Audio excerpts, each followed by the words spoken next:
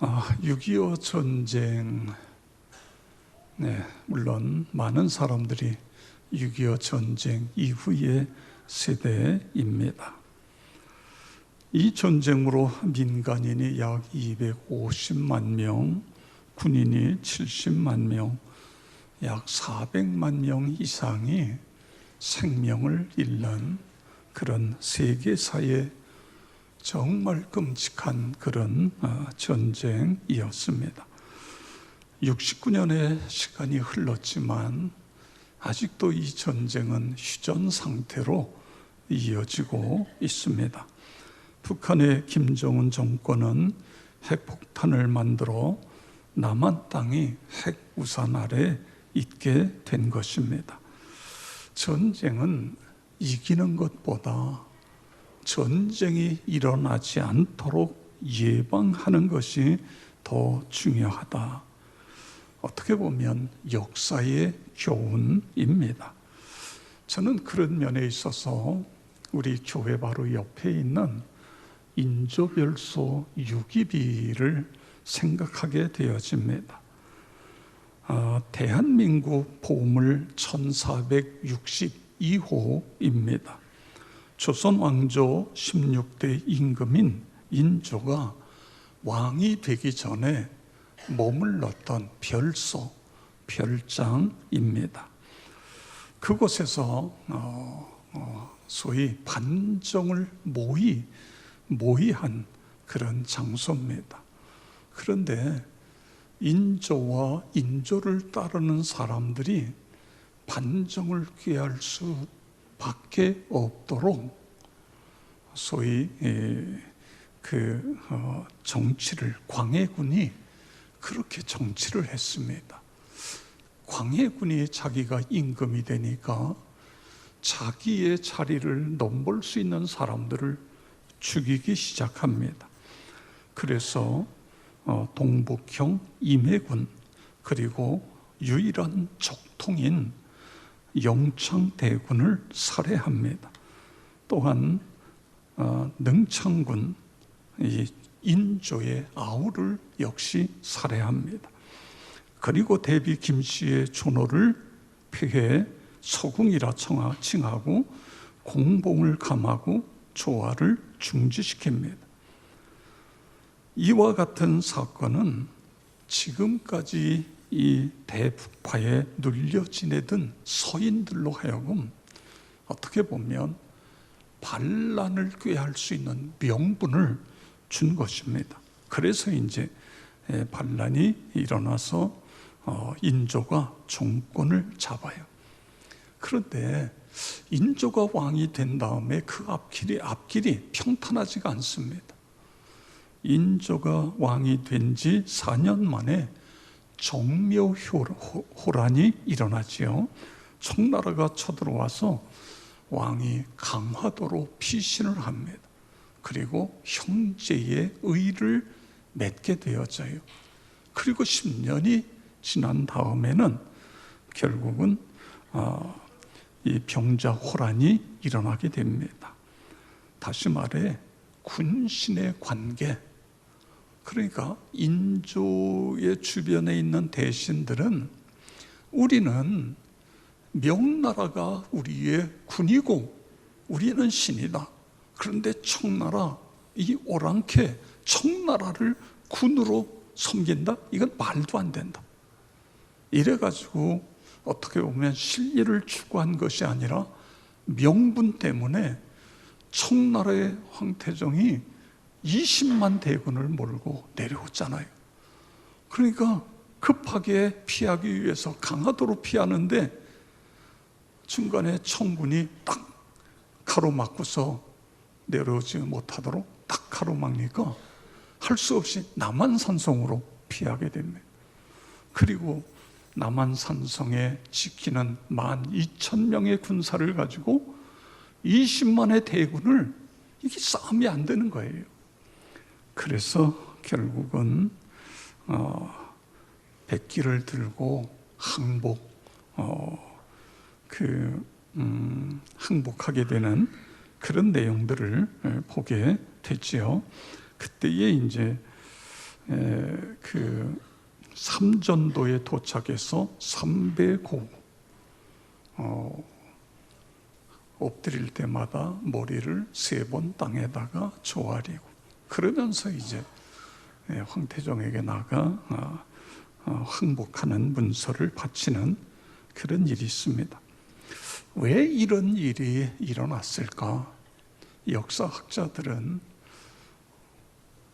이 부분을 연구하면서 그렇게 일어날 수밖에 없었던 것은, 첫째는 붕당이라는 것입니다. 당파 싸움의 결과. 사실 광해군은요, 물론 자기 주변에 있는 사람들을 죽이고 그랬습니다만, 외교 부분에 있어서는 어떻게 보면 인조보다 훨씬 낫어요. 그래서 청나라에게도 명나라에게도 어떤 명분을 주지 않고 나름대로 외교력을 발휘한 거예요. 그런데 인조의 주변의 대신들은 그걸 못해서 결국은 청나라가 쳐들어오는 이런 일이 발생이 되었습니다.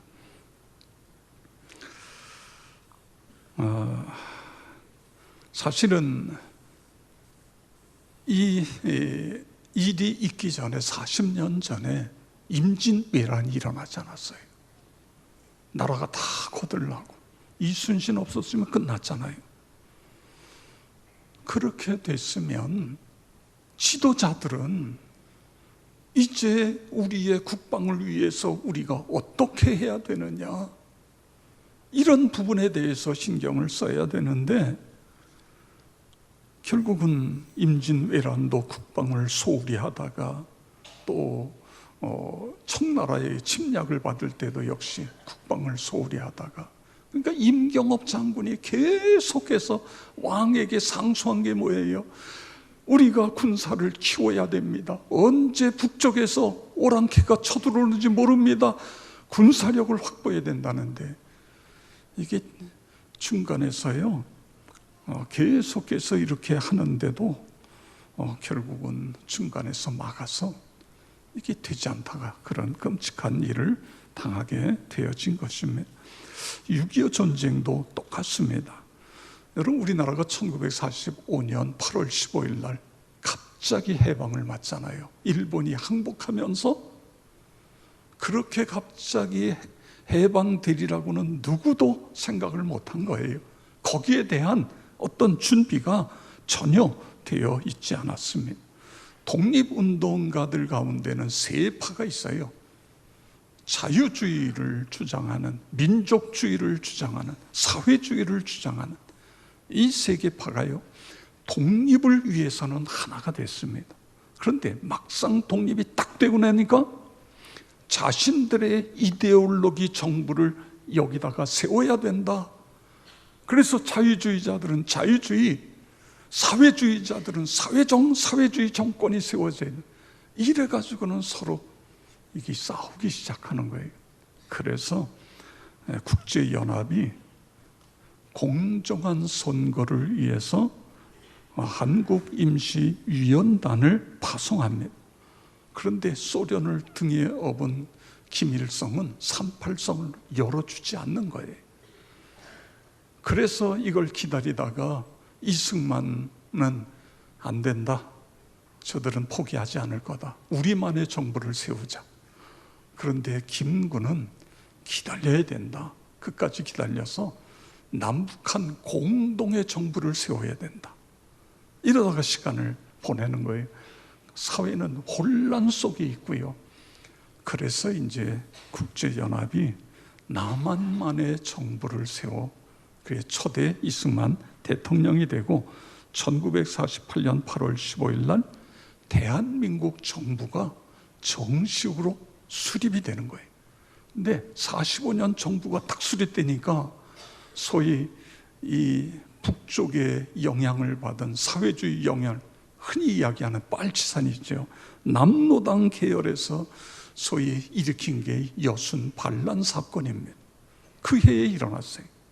그리고는 2년도 채 되지 않아서 우리는 준비가 하나도 안 돼 있는데 북한은 소련으로부터 무기를 들여오고 군사를 훈련시키고 그러다가 1950년 6월 25일 날 남침을 한 거죠.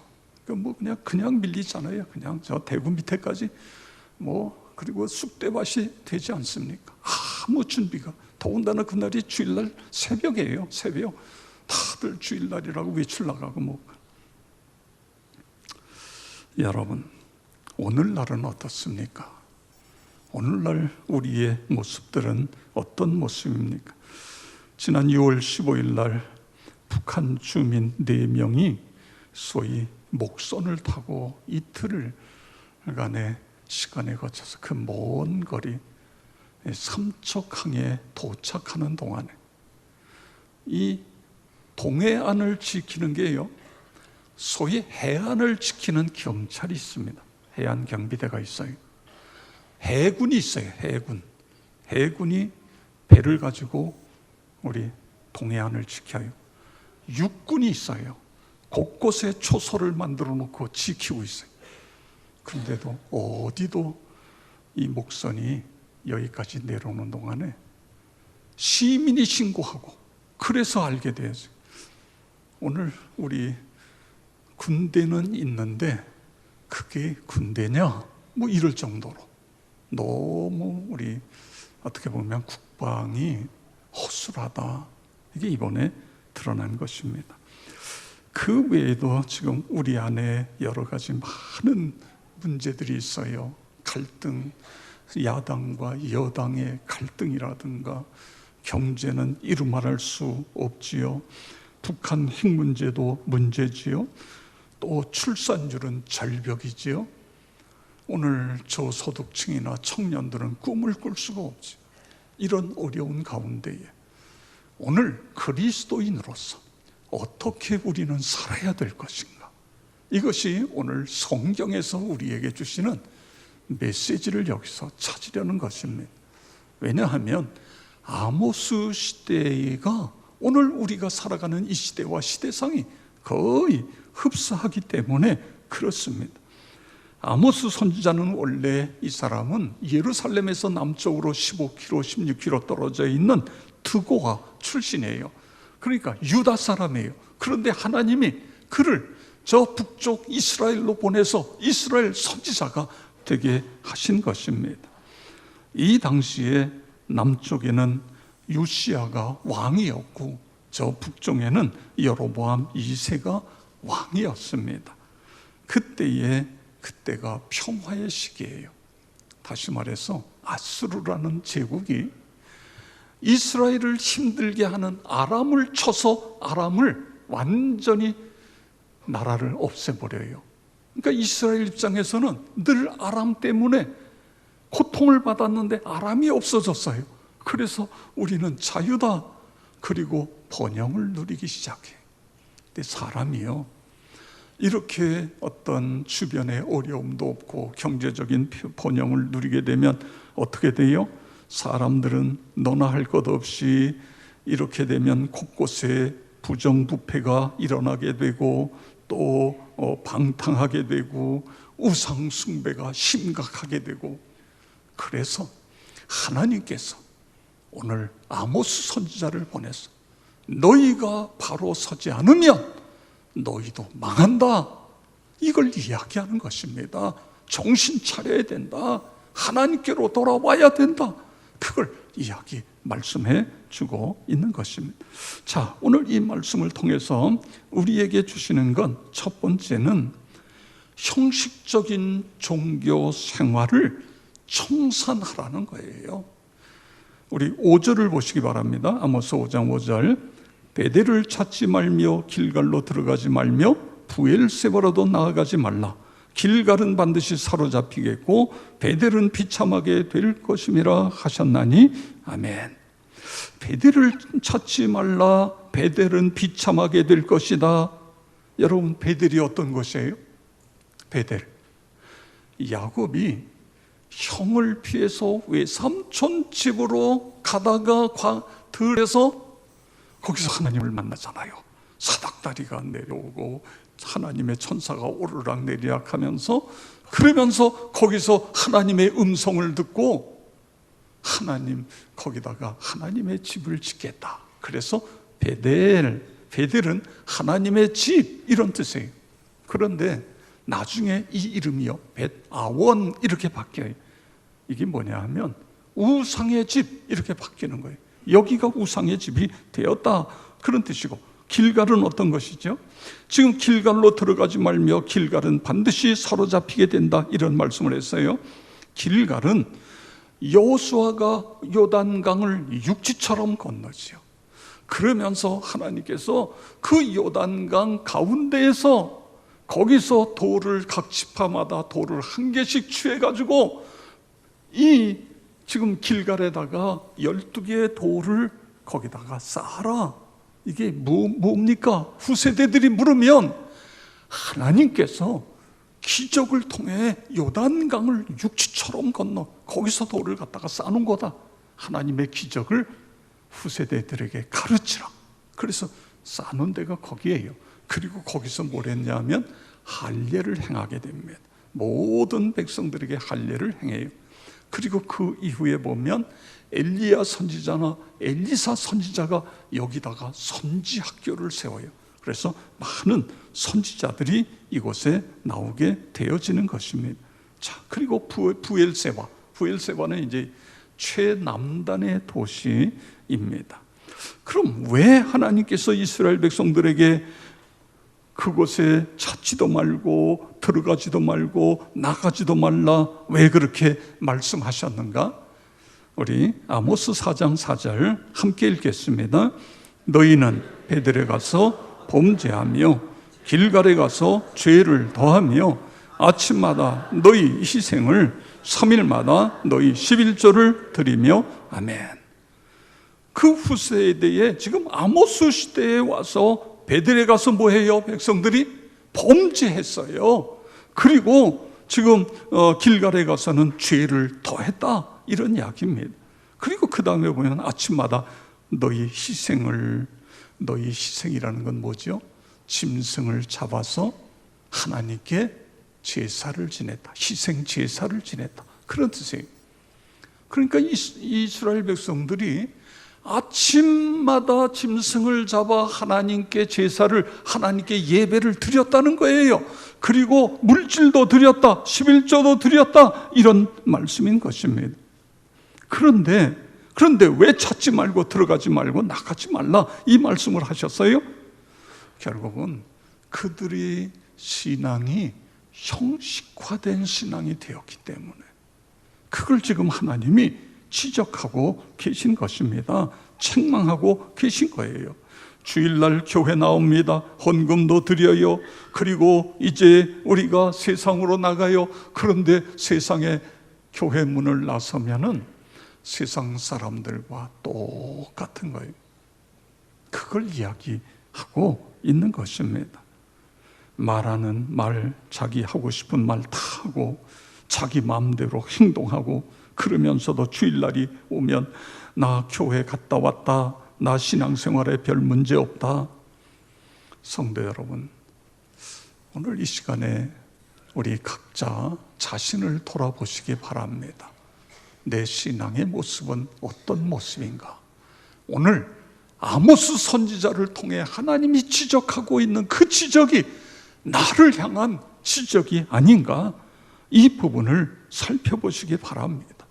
왜냐하면 지금 이 상태를 가지고는 본인은 물론이고 본인의 가족, 나라를 위해서 전혀 도움이 안 되는 그런 신앙의 모습이기 때문에 그런 것입니다. 요한계시록에 마지막 나오는 라오디게아 교회가 있습니다. 이 라오디게아 교회가 바로 지금 이 본문에서 지적하는 모습과 너무도 똑같아요. 요한계시록 3장 15절 16절 우리 다 같이 읽겠습니다. 내가 네 행위를 아노니 내가 차지도 아니하고 뜨겁지도 아니하도다. 내가 차든지 뜨겁든지 하기를 원하노라. 내가 이같이 미지근하고 뜨겁지도 아니하고 차지도 아니하니 내 입에서 너를 토하여 버리리라. 아멘. 여러분, 우리가 30년, 40년, 50년 신앙생활하고 하나님 앞에 갔는데 나 너 누군지 모르겠다. 내 입에서 너를 토해버린다. 만약에 그런다면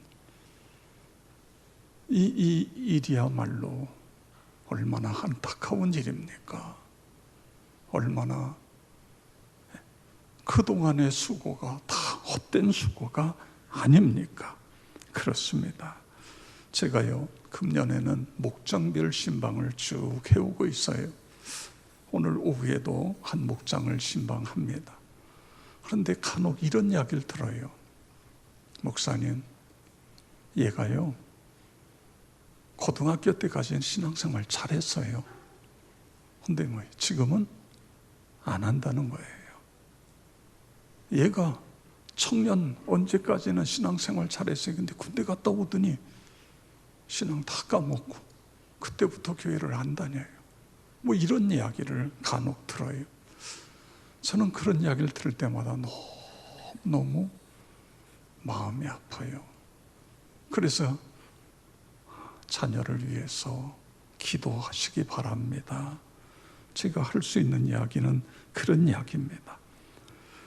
형식적이고 안일한 신앙생활은 나 자신은 물론이고 누구에게도 선한 영향력을 미칠 수 없는 것입니다. 그렇기 때문에 오직 믿음이에요. 오직 믿음으로 살리라. 믿음으로. 그렇습니다.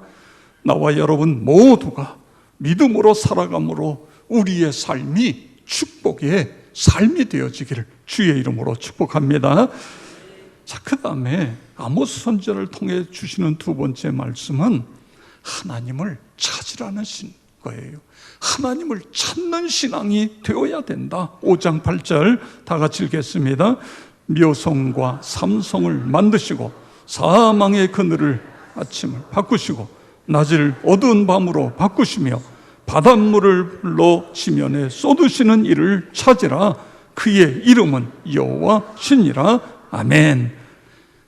지금 누구를 찾으라고요? 묘성과 삼성을 만드신 분. 이게 무슨 이야기죠? 우주를 창조하신 하나님. 그 하나님은 창조하셨을 뿐만 아니라 사망의 그물을 아침으로 낮을 어두운 밤으로 바꾸시고 바닷물을 불러 지면에 쏟으시는 그분을 찾아라. 그분이 누구예요? 여호와 하나님이시다. 우상이 아니다. 왜요? 잡신이 아니다. 전능하신 하나님, 그 하나님을 우리가 찾아야 된다. 그런 말씀인 것입니다. 그리고 그 다음에 4절에 보세요. 너희는 나를 찾으라 그리하면 살리라. 6절에 보세요. 너희는 여호와를 찾으라 그리하면 살리라. 하나님을 찾아야 산다는 거예요. 여기에 찾는다는 거는요, 어쩌다 한번 찾는 게 아니라 매일매일 그분 앞에 나가 그분을 만나고 그분을 찾고 그분과 교제하고 친밀한 동행을 의미하는 것입니다. 구원의 길에는요, 중간지대가 있을 수 없습니다. 적당히가 통할 수 있는 게 아니에요. 형식적으로 종교생활하면은 그 사람이 구원을 받는다, 그렇게 이야기할 수 없는 것입니다. 중요한 것은 주님이 나의 주인이 되셔야 되는 거예요. 나를 찾으라 그리하면 살리라. 여기서 찾는다는 건 대충 적당히가 아니라 어떤 문제가 발생되었을 때 그 문제를 해결하기 위하여 하나님 앞에 나가 엎드려 하나님 앞에 간절히 찾는 것을, 그걸 이야기하는 거예요. 누가복음 15장에 보세요. 잃어버린 양 한 마리를 찾기 위해서 산으로 들러 헤매는 것처럼, 잃어버린 드라크마를 찾기 위해서 온 집안을 다 들러 엎는 것처럼, 잃어버린 자식을 찾기 위하여 고대하며 기다리는 아버지의 마음으로 그렇게 우리가 하나님을 찾아야 된다. 그래서 그 하나님을 만남으로 말미암아 15절 보세요. 너희는 악을 미워하고 선을 사랑하며 성문에서 정의를 세울지어다. 하나님의 영이 내게 충만함으로 악을 미워하는, 선을 사랑하는 믿음, 정의를 세우는 그런 신앙이 되어질 때에, 그때에 하나님께서 세워주시겠다는 거예요. 이스라엘을 일으켜 주시겠다는 것입니다. 여러분, 그렇습니다. 우리가 그렇게 되어야 돼요. 하나님, 그냥 주일날 왔다 갔다 예배 드리고 나 예배 드렸으니까 다 끝났다, 이것이 아니라 계속해서 하나님을 찾을 수 있게 해주세요. 하나님께 더 가까이 나가게 해주세요. 구멍난 복음을 키워라, 박영철 교수가 쓴 책입니다. 근데 이 책에 한 자매를 소개하고 있어요. 이 자매는 예수의 십자가 구속으로 내 죄가 사함을 받았고 예수님 부활하셔서 내가 구원을 받았다, 여기에 대한 분명한 확신이 있습니다. 그리고 이 십자가와 부활은 모든 사람들에게 전해져야 될 믿을 만한 증거다, 이런 확신이 그에게 있었어요. 그런데 문제는 그 십자가와 부활의 사건이 본인에게 실제가 되지 않는 거예요. 내 주변에 있는 사람들은 예수 믿고 사람이 달라져요. 늘 기뻐하고 감사해요. 그런데 나는 그 예수를 오래전부터, 어려서부터 믿었는데도 그 십자가와 부활의 사건이 나에게 전혀 영향력을 끼치고 있지 못한 거예요. 이게 고민이에요, 고민. 그래서 그는 하나님 앞에 엎드립니다. 엎드려서, 하나님, 왜 십자가의 사건이, 부활이 나에게는 감동으로 다가오지 않지요? 왜 내 삶이 바뀌어지지 않지요? 왜 내게는 이 부활의 능력이 내게는 왜 경험되어지지 않지요? 나도 은혜의 삶을 살아가고 싶습니다. 십자가와 부활을 통해서 날마다 새로워지고 싶습니다. 이 놀라운 은혜를 왜 내게는 안 주세요? 그걸 가지고 계속해서 씨름합니다, 하나님께. 근데 어느 날 새벽에 하나님이 마음에다 말씀을 하세요. 내가 주인이잖아. 내가 입으로는 주님, 나를 향하여 주님, 그렇게 하는데 정작 너의 주인은 내가 너의 주인이잖아. 내가 주인이 아니라. 그래서 이 자매가 거기서 깨지기 시작하는 거예요. 눈물로 회개하면서, 하나님, 그것이었군요. 내가 예수 믿는다고 그랬고 십자가 부활을 입에 달고 살았는데도 내가 주인으로 살았군요. 이 부분을 하나님 회개합니다. 내가 잘못했습니다. 오늘부터 나의 주인은 내가 아니라 예수님이 나의 주인이십니다. 이러면서 기도하기 시작하니까요, 세상에 완전히 달라지는 거예요. 막 마음속 깊은 곳으로부터 기쁨이 솟아나기 시작하고 그 삶이 바뀌어지는, 날마다 새롭도다 했던 바울의 고백이 자신의 고백이 되는 거예요. 성도 여러분, 여러분의 주인은 누굽니까? 여러분이세요? 아니면 예수님이 여러분의 주인이세요?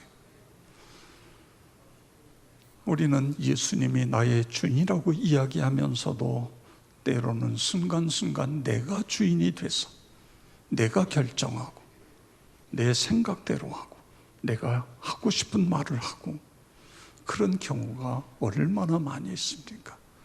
오늘 이 시간에 하나님 앞에 엎드려 기도하면서, 하나님, 그렇습니다. 예수님이 나의 주인, 이것이 내 마음속에 깊이 새겨지게 해 주시옵소서. 왜냐하면요, 그동안 우리는 내가 주인으로 수십 년을 살아온 거예요. 예수를 믿으면서도 수십 년 동안 내가 주인이었어요. 그렇기 때문에 이 주인이 예수님으로 바뀌는 게 이게 쉽지 않은 거예요. 그래서 우리가 성령님의 도우심을 받아야 돼요. 성령님 오시옵소서, 내게 오시옵소서. 그래서 주인이 바뀌어지게 해주세요. 그렇게 되어짐으로 여러분의 미래가 지금보다 더 찬란한 축복의 미래가 되어지기를 주의 이름으로 축원합니다.